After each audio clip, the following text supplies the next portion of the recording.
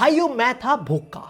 मैं भूखा था एक 10 आउट ऑफ 10 चैप्टर के लिए और Boruto Two Blue Vortex chapter 27 पढ़ने के बाद मेरी भूख मिट चुकी है। हम इस Boruto Two Blue Vortex chapter 27 आ चुका है and let me tell you इसमें बहुत कुछ है। अपना Kashin Koji full Batman mode में गया हुआ है। बैटमैन की तरह वो हर फ्यूचर की पॉसिबिलिटी प्रिपेयर करके बैठा हुआ है और अपने बोरुटो, काशिन कोजी, इनोजिन और शिकमारू की टीम में एक बंदा और ऐड होने वाला है। साथ में सारदा और सुमिरे आइडा की ओमनीपोटेंस से इफेक्टेड क्यों नहीं हुए हमें इस चैप्टर में वो भी रिवील कर दिया जाता है। ऑल्सो नेक्स्ट एंटागनिस्ट कौन होगा, उसकी कितनी ब्रोकन पावर्स हैं वो भी बताए जाते हैं मेरे चैप्टर के अंदर। लास्टली एक bad news, Jura can not die.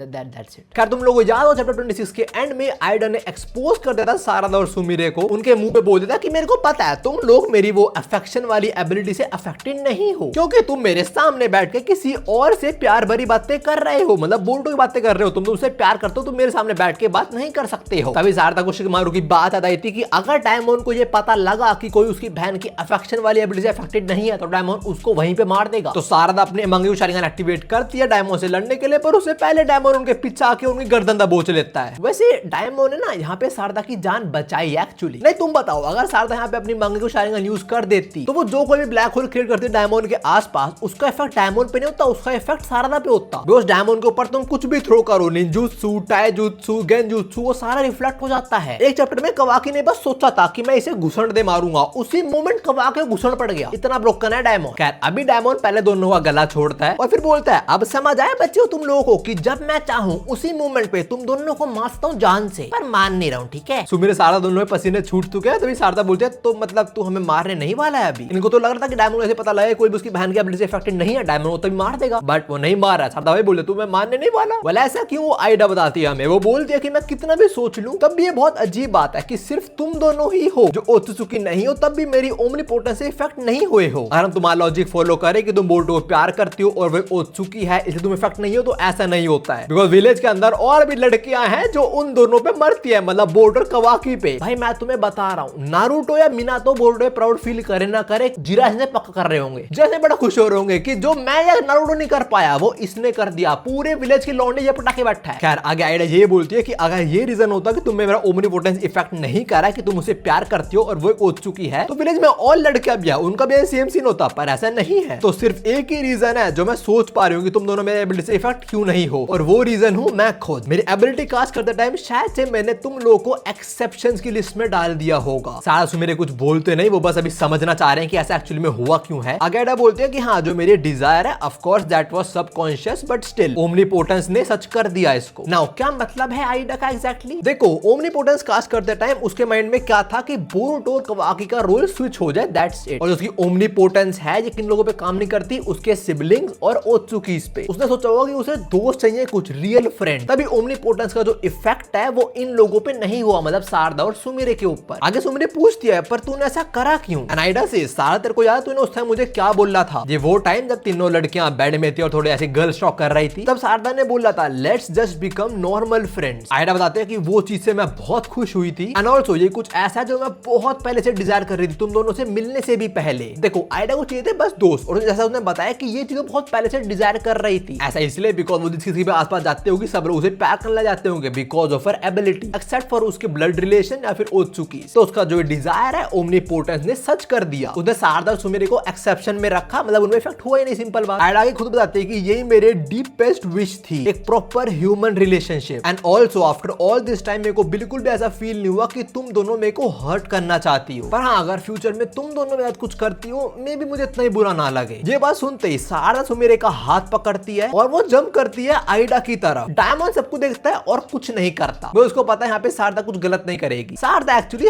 हक करती है आइडा को। फिर सारदा बोलते हैं मैंने ज्यादा कुछ नहीं सुना कि हम दोनों सिर्फ एक दूसरे के दोस्त बनने के लिए अपनी जान खतरे में डाल रहे हैं। सारदा भी इसके लिए ये बोलना चाह रही है कि उसके लिए दोस्ती बस कुछ ऐसी मामूली चीज नहीं है, उसके लिए दोस्ती एक स्ट्रॉन्ग और इमोशनल रिजॉल्व का सिंबल है। आई थिंक वो यहाँ मक्खन लगाने का ट्राई कर रही है आइडा। खैर अभी आइडा पूछते है कि सारदा तूने हक क्यों करा है मेरे को? वो ये बोलते हैं कि मेरा तरीका दिखाना है कि मैं फ्रेंडशिप को कितना वैल्यू करती हूँ। इसके बाद सुमिरे भी हक कर लेती है आइडा को। आइडा तभी सुमिरे तरफ देखती है और Sumire says I don't dislike you. दोनों की बात आइडा को काफी पसंद आती है, वो दोनों को हक करती है। मतलब साथ सुमिरे ने करा तो मतलब हाथ रखा हुआ था, अब आइडा भी हाथ रखे दोनों के ऊपर। फिर वो आइडा और सुमिरे को माय प्रेशियस फ्रेंड ऐसा रेफर करती है। इस बात पे तुम सारदा और सुमिरे का रिएक्शन देखो। डायमंड इसे तो देख लो तुम, ये तो है हरामखोर, ये तो मजे ले रहा है, खुश हो रहा है। पर सारदा और सुमिरे को देखो डेफिनेटली ये लोग आइडा से दोस्ती नहीं करने वाले हैं। इनको पता है आइडा और डायमंड कितने बड़े थ्रेट हैं, तो they definitely not gonna be like तू दोस्त है हमारा, तेरे जान दे देंगे हम। खैर का सीन इतना ही था। अब हम शिफ्ट होते हैं काशिनकोजी पे। जो मामुशी वो शिंजू जो अगला अटैक करने वाला है, टारगेट आइडा है, काशिनकोजी उसके बारे में बताता है हमको। और उसकी एबिलिटी है to split apart. Inojin behaviour कहता है स्प्लिट अपार्ट क्या मतलब? काशिनकोजी बोलता है there is no limit to his number, वो जितना चाहे उतनी बार डिवाइड हो सकता है। बोटो बोलता है मतलब शैडो क्लोन की तरह ना। काशिनकोजी सेज ना, बहुत डिफरेंट है। शैडो क्लोन में क्या होता है, एक असली बॉडी होता है, बाकी सारे शैडो क्लोन होते हैं। पर मामुशी की जो एबिलिटी है उसके अंदर सारी की सारी ही रियल बॉडीज होती हैं। एंड ऑल्सो चाक्रा भी स्प्लिट नहीं होता है। There is no decline in his physical strength as well. Oh my God, ये क्या पावर है! इट्स लाइक शैडो क्लोन का प्रीमियम एडिशन। एंड ऑल्सो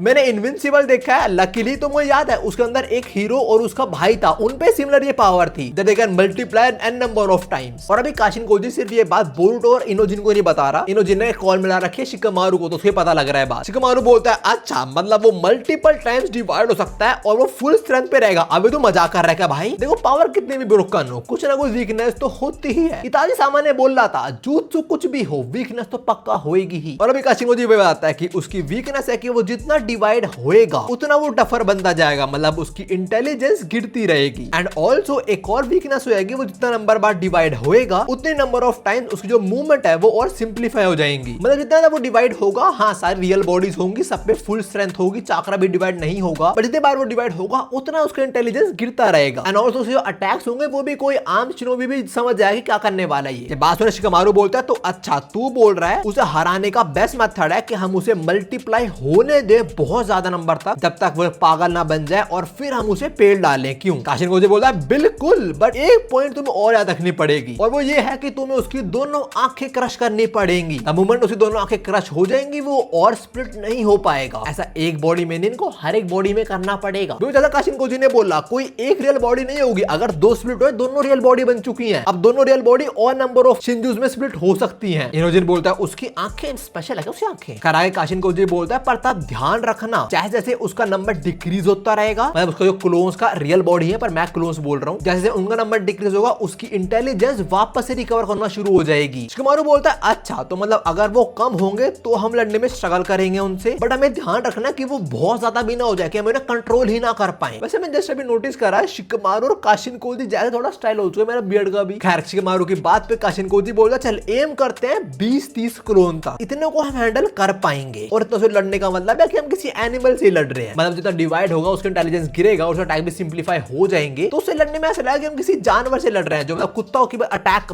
काट नहीं आएगा बस वो, ऐसा कुछ मान लो। काशिनकोजी आगे बोलते हैं अगर ऐसी सिचुएशन हुई तो हम आसानी से जीत सकते हैं, वी कैन डिफीट देम। एक सवाल मेरा था और वो शिकामारू अगले पेज पे पूछ लेता है कि चल ठीक है जो तू बोल रहा है हम वो फॉलो करें एंड लेट्स अज्यूम वो जितने पार्ट्स में डिवाइड हुआ हमने सबको मार दिया, बट व्हाट इफ वो एक बॉडी बेस पे छोड़ के आया है? ये भी इनविंसिबल में होता है, वो लड़की जो मर जाती है पर उसे एक बॉडी एक्चुअली बेस पे होती है। इनोजिन बोलता है हाँ बिल्कुल सही बोल रहे हो आप। काशिनकोजी सेज अरे चिंता मत कर भेड़ो, ऐसा डेफिनेटली हो सकता है, बट जहां पे मेजॉरिटी ऑफ द क्लोन्स होंगे उसकी बॉडीज होंगी वहीं पे बाकी क्लोन्स इकट्ठा होंगे। मतलब अगर वो बैटलफील्ड में ज्यादा डिवाइड होता है और हाइड आउट में उसकी एक बॉडी है तो उसकी एक बॉडी यहाँ पे आने का ट्राई करेगी इनके पास। काशिनकोजी फुल बैटमैन की तरह प्रेप टाइम में अभी। इसके बाद इनोजिन बोलता है तुम्हारी बात बिल्कुल ठीक है, अच्छा प्लान है, पर मुझे एक बात बताओ हमें क्यों लड़ना है उससे? अगर हमें पता है वो अटैक करने वाला है, हमें उसके बारे में सब कुछ पता है, तो हम उसे पहले क्यों ना पेल दे? That's a good edge point. Inojin ने सवाल पे काशिनकोजी बोलता है मेन रीजन कोना को चूज करने का वो है जूरा। बोट अपने थ्रोन में बैठकर सब कुछ सुन रहा है, उसे पता ऐसा क्यों है, मतलब कोनो हमें क्यों लड़ना है, पर काशिनकोजी इन लोगों को बताता है। वो बोलता है देखो जूरा का गोल है बोट और हिमावारी को टपकाना, तो अगर ये लोग हिलेंगे वो हिलेगा, बट अगर बैटलफील्ड कोनोआ हुई तो वो नहीं आएगा। वो क्यों नहीं आएगा उस बारे में बात में आएंगे,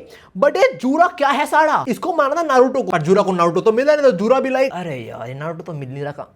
ओए वो उसका बेटा और बेटी है, उसके बच्चे हैं, वो इनकी माँ के साला बच्चों टारगेट करने लग गए। तो खैर आगे शिकामारू बताता है कि जूरा क्यों लड़ने नहीं आया कोनोहा के अंदर। दैट इज बिकॉज उसको कोनोहा पसंद आने लग गया है। वो अपना काफी टाइम स्पेंड करता है बुक स्टोर और स्वीट स्टोर पे। इनोजिन बड़ा कंफ्यूज होता है बात सुन के, और फिर हमें दिखाया जाता है कि जूरा इस टाइम क्या कर रहा है। ये साला मस्ती में स्वीट्स खा रहा है और चाय पी रहा है। भाई आसपास कोनोहा के निवासी भी देख रहे हैं कि भाई इसको कोई रोकने नहीं वाला। खैर जूरा से अपनी चाय वगैरह पीता है और इनोजिन बोलता है सीरियसली उसे कोनोहा पसंद आने लग गया है। शिकामारू बोलता है हाँ सेंसर टीम ने मेरे को यही बताया और मैंने उनको और कोनोहा के सब लोगों को बोला है कि वो जो करे उसे करने दो। पुलिस को भी बोल दिया कि उसे कुछ ना बोल ले, और उसमें तमीज है, वो आता है बुक लेता है पैसे देता है और जाता है आराम से। कराई काशिन को बताता है कि जूरो को कोनोहा इतना पसंद आने लग गया है तो वो कोनोहा को डिस्ट्रॉय बिल्कुल नहीं होने देगा, इसलिए वो यहाँ फाइट बिल्कुल नहीं करेगा। और ये चीज मामुशी भी समझता है और उसको पता है कि उसे अपने सीनियर को गुस्सा बिल्कुल नहीं दिलाना है, इसलिए मामुशी जब यहाँ अटैक करने आएगा वो जितना हो सके उतना डिस्ट्रक्शन कम करेगा। देन बोरुडो सेज अच्छा अगर वो पागल हो गया तो तब भी नहीं करना डिस्ट्रक्शन। वो जुरा बोलता है हाँ तब वो अपने इंस्टिंक्ट मोड में चला जाएगा, बट तब भी उसका इंटेलिजेंस कितना भी लो हो जाए उसके अंदर चूरा का डर बना रहेगा, चाहे कोई भी सिचुएशन हो। मामुशी कोनोहा के अंदर डिस्ट्रक्शन तो नहीं करने वाला, थोड़ी बहुत चलेगी पर ज्यादा हुआ ज्यादा कर ही नहीं पाएगा, वो उसका जूरा का डर है। पर हाँ काशिन को जाकर ये बोलता है कि ये मत समझना कि मामुशी का जो गोल है वो अपना गोल नहीं पूरा करने वाला, वो आइडा को खाना चाहता है खा के ही रहेगा। तो इसलिए कोनोहा के अंदर लड़ना और हिमामुशी को हरा देना is the ideal situation. Inojin Shikamaru सब लोग समझ आता है। इनोजिन बोलता है ठीक है मेरे को समझ आ गया। And then Kashin Koji says and also Inojin तेरे को एक नया जुत्सु मास्टर करना पड़ेगा। इनोजिन थोड़ा सरप्राइज होता है कि ये नया जुत्सु कौन सा आ गया। काशिन कोजी बताता है कि देख भाई जो जुत्सु है ये तो काफी काम आएगा मामुशी से लड़ते time. It's a brand new jutsu that backwards compatible with mind transfer jutsu. Backward compatible. खैर अभी इनोजिन बोलता है नया जुत्सु क्या है एग्जैक्टली। काशिन कोजी बोलता है देख एक हफ्ते के अंदर मामुशी आने वाला है, ऐसा हो सकता है वो एक हफ्ते से पहले ही आ जाए। खैर जो भी है हमारे पास बहुत कम टाइम है, इसलिए तेरे को जुत्सु मास्टर करना पड़ेगा मात्र 2 दिन के अंदर। इनोजिन बोलता है ओ रुको रुको रुको 2 दिन में मैं कैसे जुत्सु मास्टर करने वाला, उसके बारे में मुझे पता भी नहीं है। काशिन कोजी बोलता है अरे मुन्ना चिंता मत कर तू कर लेगा। आफ्टर ऑल ये एक ऐसा जुत्सु है जो तेरे को हेल्प करेगा हिमावारी को प्रोटेक्ट करने में। ये बात सुनते ही इनोजिन कान खड़े जाते हैं, इसलिए हिमावारी को तो बचाना है मुझे चाहे कुछ भी हो जाए। वैसे बोटम एंड में कुछ तो चल रहा होगा ना कि ये साला मेरी बहन पे लाइन मारने का सोच रहा है। कह रहे इनोजिन के टेंशन अच्छे हैं। आगे इनोजिन पूछता है जुत्सु के बारे में और इनोजिन के ऐसे बिहेवियर को चेंज होते हुए काशिन समझ आता है कि इसमें इंटरेस्ट आ चुका है। काशिन मुझे बोलता है तेरी आंखों में दिख रहा है कि तू जानना चाह रहा है जुत्सु के बारे में। एंड ऑफ कोर्स एक ऐसा फ्यूचर जो हमें अवॉइड करना ही पड़ेगा, इसलिए तेरे को जुत्सु सीखना ही पड़ेगा। Kashin Koji says of course it's a future we must avoid. और अभी वो हिमावारी की बात कर रहा था, मतलब इसने मतलब फ्यूचर देखा था जहां शायद हिमावारी कुछ ज्यादा ही खतरे में आ सकती है, बट अगर इनोजिन मास्टर कर ले जुत्सु वगैरह सो फ्यूचर बदल सकता है। भाई काशिन कोजी जुत्सु के बारे में बताने वाला होता है पर इनोजिन बोलता है मुझे 2 दिन चाहिए ही नहीं, मैं 1 दिन में मास्टर कर लूंगा। बोलो पक्का सोच रहा होगा ये साला मेरी बहन के लिए इतना कुछ कर लेगा। खैर जुत्सु क्या है हमें नहीं पता जाएगा ऑफ कोर्स। अभी सीन शेड होता है हम आते हैं आमंड और कवाकी पे, और आमंड इस टाइम अपने पीसी में जूरा को ही देख रहा है जब जूरा कावाकी और बोरुटो भिड़े थे। कवाकी पूछता है तो तुझे उसे कोई वीकनेस दिखी? आमंड बोलता है यार बस इतने से इंफॉर्मेशन गैदर करना मुश्किल है और ये बहुत अलग बंदा है। एंड ऑल्सो वो जो ट्रीज कल्टीवेट कर रहा है ये डिवाइन ट्रीज हैं, ना सिर्फ ये इसकी इंजरीज को हील कर रही हैं, साथ में इसके लिए काफी पावरफुल वेपन भी है जो एक इम्पेनिट्रेबल शील्ड की तरह काम करने वाले हैं। In short Jura is a tank, उसे हराना नामुमकिन है ऑलमोस्ट। कवाकी बोलता है तो तू क्या बोल रहा है कि इसी कोई वीकनेस ही नहीं है? आमोडो सेज भाई वीकनेस की छोड़ मुझे लग रहा है ये इमॉर्टल है। कवाकी बोलता है ऐसा नहीं इसे हारा जा सकता है, जब मैं इसे लड़ रहा था मुझे तो फील हुआ था कि मैं इसे हरा सकता हूं, पर हाँ जो मेरे पास अभी पावर है उसके साथ तो बिल्कुल नहीं, so I need to become more stronger. ये बात सुनकर आमोडो रे पसीने छूटते हैं और कवाकी बोलता है भाई देख मैं तेरे भले के लिए कह रहा हूं, अगर तू इससे ज्यादा स्ट्रॉन्ग हुआ। ये बात सुनते ही कवाकी की गर्दन पकड़ लेता है। अबे भाई तू ये ज्यादा मत करा, साला कुछ टाइम पहले भी इसकी गर्दन पकड़ी थी। कवाकी जब भी गुस्सा होता है इसकी गर्दन पकड़ लेता है। कवाकी एक हाथ से इसको उठा लेता है और बोलता है मैं तेरी गर्दन तोड़ दूं, अगर तो ऐसा नहीं चाहता तो अपनी बकवास फिर मत करियो, और चाहता ना कि तेरी बेटी वापस जिंदा हो जाए हैं तो मेरी हेल्प कर और पावरफुल होने में। अपनी बेटी का नाम सुनते ही आमोडो अपनी बेटी को देखता है एंड ऑफ कोर्स वो चाहता है उसकी बेटी वापस जिंदा हो जाए। ये सब कुछ तो किसके लिए कर रहा है? अपनी बेटी के लिए। इसके बाद कवाकी छोड़ता है आमोडो को और आमोडो बताता है कि वो क्यों नहीं चाहता कवाकी और स्ट्रॉन्ग हो। वो बोलता है कि भाई देख तू अभी ऑलमोस्ट मैक्स पे पहुंच चुका है जितना तू केपेबल है, मतलब जितनी बॉडी संभाल सकती है, अगर तू इससे ज्यादा स्ट्रॉन्ग हुआ तेरी बॉडी फट जाए शायद तो खुद खराब कर लेगा। अब पता नहीं आमोडो सच बोल रहा है झूठ बोल रहा है, पर कवाकी डजंट केयर। कवाकी बोलता है मैं ना रिपीट नहीं करने वाला हूँ ठीक है, एंड ऑल्सो जब तक मैं अपने एनिमीज को ना तेरे को पता है तेरी विश भी ग्रांट नहीं होने वाली। तेरे को अपनी बेटी देखने है ना बच्चा, रोना धोना बंद कर and just accept your fate. या तो वो लोग मरेंगे या मैं मरूंगा, तेरे पास कोई चॉइस नहीं है, लगा ले अपनी bet. Kawaki directly said you help me I help you, simple बात। चार से बाद सीन सेट होता है और हम आते हैं कोनोहामारू की इंटरोगेशन पे। तुम लोगों को याद होगा इस सस्पेक्ट लिस्ट के अंदर आया तो पहले इसकी इंटरोगेशन चल रही होती है और ये भी बोल रहा होता है कि यार तुम मुझ पे कैसे शक कर सकते हो, मैं तो वो जब बोर्ड इंटरोगेशन कर रहा था और मेरे को तो ऑर्डर से तभी मैं कर रहा था वो सब। तभी ये जो भी था बंदा, इसका नाम मेरे को याद नहीं है, बुढ़ाऊ, यही बोलता कि भाई हमारे पास प्रूफ नहीं है कुछ, और एक मोल मतलब एक धोखेबाज ये बातें तो बोल लेगा, तभी तो आपकी इन्वेस्टिगेशन हो रही है बच्चा। एंड ऑल्सो इस रूम के अंदर साई प्रेजेंट है। अब देखो यहाँ पे सीन क्या है, ये लोग शक कर रहे हैं कोनोहामारू के ऊपर कि ये बोड़ा तो नहीं मेरा पड़ा, और कोनोहामारू आगे जो बोलता है वो खुद ही के पैर पे कुल्हाड़ी मार लेता है। कोनोहामारू सेज मुझे लग रहा है कि बोल्टो की इमेज बनाई गई है एक ट्रेटर की, वो है नहीं एक्चुअली। जरा तुम साई का रिएक्शन देखो, ही लाइक ब्रो कम ऑन। और जब बुढ़ावा ये बोलता है भाई मेरे को लग रहा है तू मैनिपुलेट हो चुका उन लोगों से, एंड ऑल्सो तेरे को समझ नहीं आ रहा है तू किस सिचुएशन के अंदर फंसा पड़ा, तू कैसी बातें कर रहा है, पागल है तू। अगर ये बात सुनने कोनोहामारू को समझ आता है कि उसने गलत बोल दिया, बट उसने जो एक्चुअली बोलना ना उससे वो बच जाता है काइंड ऑफ। जो बुढ़ावा ये बोलता है मेरे को लगता नहीं कि ये मोल होगा, मतलब धोखेबाज होगा, ही इज रादर एन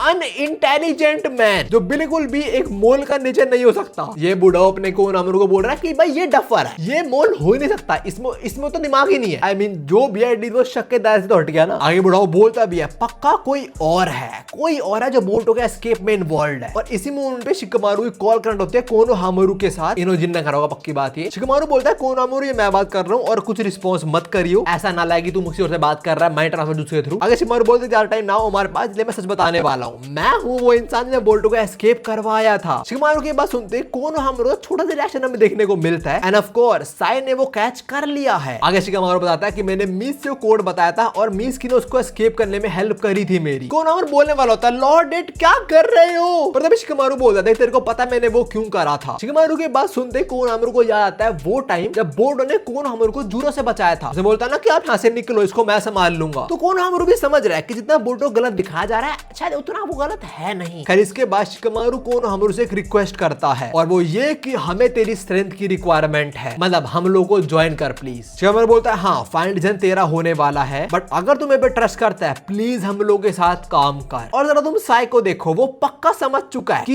ये कोनोहामारू किस और से बात कर रहा है अभी, पक्की बात। खैर इसके बाद हम वापस लड़कियों पे शिफ्ट होते हैं और सुमिरे बोलते चलो टाइम हो जाए मैं लैब में वापस जाती हूँ, मतलब आमोड़ा काम करने के लिए। शारदा बोलते ठीक है मैं भी चलती हूँ अपने काम पे, पर तभी आइडा के शारदा को हक कर लेती है। ये बड़ी अजीब सी हक है, लाइक होते ना इमोशनलेस हक, थोड़ी वैसी लग रही है मुझे। और वही बोलते हैं कि मैं तेरा एस्केप नहीं करने दूंगी। शारदा सुमिरे से हेल्प मांगती है पर सुमिरे बस चली जाती है। वो दरवाजा खोलते हैं, बाहर निकलते हैं और साइड में लौंडा ऑलरेडी खड़ा हुआ है। और वैसे सुमिरे बोल्टो की प्रेजेंस नोटिस नहीं कर पाती है। बोल्टो बोलता है यो, सुमिरे तब देखते हैं बोल्टो की तरफ, फिर हम बड़े दूर से देखते हैं कि इनको शायद से मीस की भी देख चुका है, and of course he trust are Boruto, उसे पता है उसका असली सन कौन है। खैर इसके बाद हमें पता लगता है कि बोल्टो यहाँ पे सुमिरे से मिलने क्यों आया है। Well because of Kashin Koji. उधर फ्यूचर में देख लिया होगा कि सुमिरे को भी कुछ सीखना जरूरी है। तो खैर अभी बोल्टो बताता है अपनी स्वॉर्ड के बारे में कि उसमें एक क्रैक आ चुका है और वो चाहता है कि सुमिरे इसको फिक्स करे एक वीक के अंदर। सुमिरे बोलते हैं तू चाहता है मैं इसे फिक्स करूं? तभी बोल्टो स्क्रोल निकालता है और सुमिरे को देता है। वैसे पता नहीं कितने टाइम बाद हम एक स्क्रोल को देख रहे हैं नारुतो यूनिवर्स के अंदर। लास्ट टाइम कब देखा था आई डोंट इवन रिमेंबर, शायद सास्के ने यूज करा था क्लॉग्रिम्स का गेम। एनीवेज अभी सुमिरे देखते हैं और बोलते हैं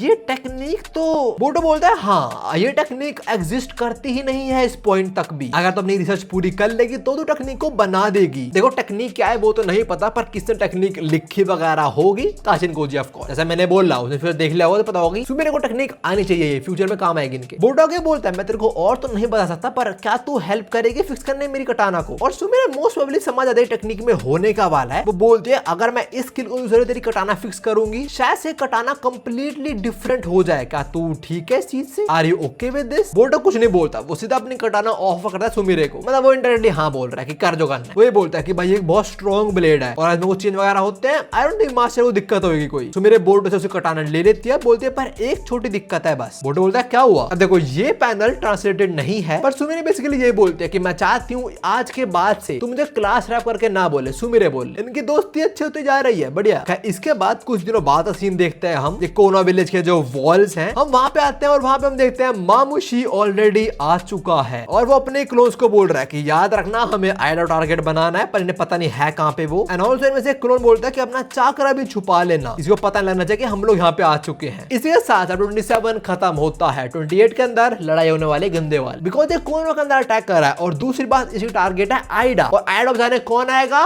फाइनली उसका भाई आएगा बैटलफील्ड में। मेरे को टाइम बॉम्ब को लड़ते हुए यहाँ था, और मोस्ट प्रोबेबली चैप्टर 28 के अंदर हम विटनेस कर पाएंगे। खैर जो भी है, बात तो लगा चैप्टर मेरा तो भाई दिल खुश हो गया, मुझे बड़ा मजा आया। हमें इतना कुछ पता चला, अगला एंटागनिस्ट भी आ चुका है, साथ में हमने कुछ रिलेशन अच्छे होते हुए देखे और कुछ तो वैसे ही रहे। बाकी ने बोला उसे और स्ट्रॉन्ग होना है, मतलब उसका और पावर अप होएगा, साथ में इनोजिन का भी और सुमेरे का भी। वो कुछ नए जुत्सु नए टेक्निक सीखने वाले हैं भाई। वी आर रेटिंग गुड, मजा आ रहा है मेरे को। Please deliver some more P. Also I missed one point, जब बोरुतो सुमेरो कटाना देने आता है, वो बताता है कि वो अपनी कटाना पे एक्चुअली चाकरा चढ़ा के रखता है, ऐसे कटाना बची रहे। तो जूरा इतना स्ट्रॉन्ग नहीं कि बोरुतो की कटाना तोड़ दी हो। उस टाइम बोरुतो का कंसंट्रेशन टूट गया था, जिस वजह से कटाना पे क्रैक आया। अगर बोरुतो का कंसंट्रेशन नहीं टूटता तो कटाना पे क्रैक नहीं आता। तो जूरा तू कटेगा साढ़े। खैर उम्मीद चैप्टर 28 खत्म होता है, और ये वाली वीडियो भी। मेरे दोस्त चैनल की वीडियो तो यहीं पे मिलता हूं। सायोनारा। मजा आ गया भाई। मैं चाहे पंखा बंद है, एसी बंद है, मैं पसीने में बैठा हूं, पर मजा आ गया मेरे को। चैप्टर ऐसा होना चाहिए तुम भूल ही जाओ कि तुम्हारी भी गिरी।